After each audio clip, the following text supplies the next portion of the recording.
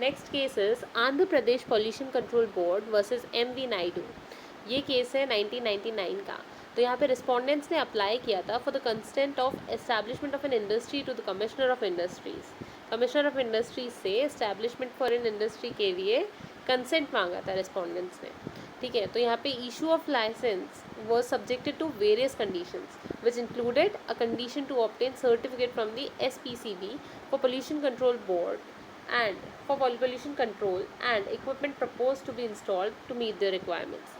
ठीक है, अब सिंपल चीज़ है कि इनको इस्टेब्लिश करनी थी रिस्पोंडेंट्स को, तो उन्होंने इंडस्ट्री इस्टेब्लिश करने के लिए एक है ना कंसेंट मांगा कमिश्नर ऑफ इंडस्ट्रीज से। तो जहाँ पे लाइसेंस ऑब्टेन करने के लिए कुछ कंडीशंस थी जो फुलफिल करनी जानी थी, और जिनमें से एक थी कि आपको ऑब्टेन करना है सर्टिफिकेट फॉर फ्रॉम SPCB, जो कि बात करता है pollution control and equipment proposed. अब मतलब आपको पोल्यूशन कंट्रोल का ध्यान रखना है और है ना इक्विपमेंट्स इंस्टॉल करने हैं टू मीट द रिक्वायरमेंट्स। ठीक है, तो ये पोल्यूशन से रिलेटेड बात है। Now, the application was rejected by APPCB as the industry was a polluting unit and fell under red category। अब जो इंडस्ट्री थी उसको नहीं मिला, जो कंसेंट मांगी थी फॉर एस्टैब्लिशमेंट वो रिजेक्ट हो गई, और बोला गया कि ये जो इंडस्ट्री है ये it falls under red category, and जो प्रपोज साइट है ना was within the radius of 102 kilometers of the two lakes, Himayat Sagar lake and Osman Sagar lake, which were the primary source of drinking water for the cities of Hyderabad and Secunderabad. ठीक है, Secunderabad sorry.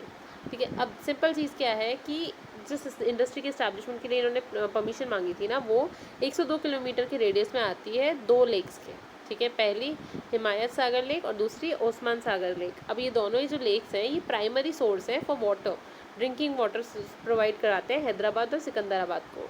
ठीक है, तो यहाँ पे corporation ने again after a year apply किया for the permission and clearance, but जो APPCB थे उन्होंने रिजेक्ट कर दिया the application on the same grounds.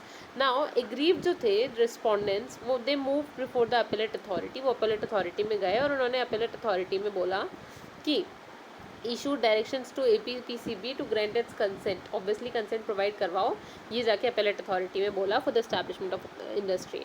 But before the order was pass by the tribunal, जो रिस्पोंडेंट्स थे had already filed a PIL before the high court of the Andhra Pradesh stating the order of APPCB to be arbitrary. उन्होंने क्या किया, appeal जब file की थी appellate tribunal में, साथ ही साथ में उन्होंने PIL भी डाल दी हाई कोर्ट में, ठीक है, आंध्र प्रदेश के, और जहाँ पे उन्होंने बोला कि ये जो APPCB ने हमारा ऑर्डर, जो हमारा इंडस्ट्री को इस्टेब्लिश करने का जो एप्लीकेशन था उसको रिजेक्ट किया, ये आर्बिट्ररी है। ठीक है, तो high court allowing the PIL also directed APPCB to grant its consent for the same. तो हाई कोर्ट ने क्या किया, अलाउ किया, ठीक है, PIL के चलते डायरेक्ट किया APPCB को कि कंसेंट दे फॉर द सेम, ठीक है, to grant consent for the same.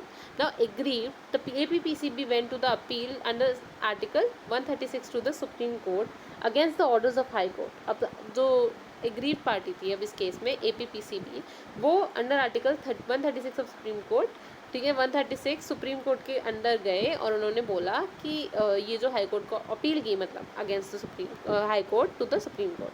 तो the supreme court made various observations and allowed the appeal agreeing to the decisions of the APPCB for not granting the consent. अब यहाँ पे supreme court ने क्या किया, यहाँ पे सुप्रीम कोर्ट ने अलाउ किया जो अपील थी ना उसको, और कहा कि जो डिसीजन था APPCB का वो not for not granting the consent was right.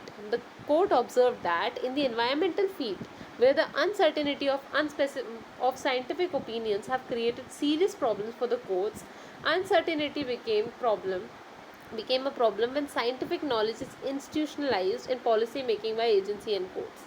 The judges realized that precautionary principle and polluter pays principle are now a part of environmental jurisprudence of the country. The court also referred to case of Vellore Citizens Welfare Forum and Shri Ram Food and Fertilizers Gas and Leakage case.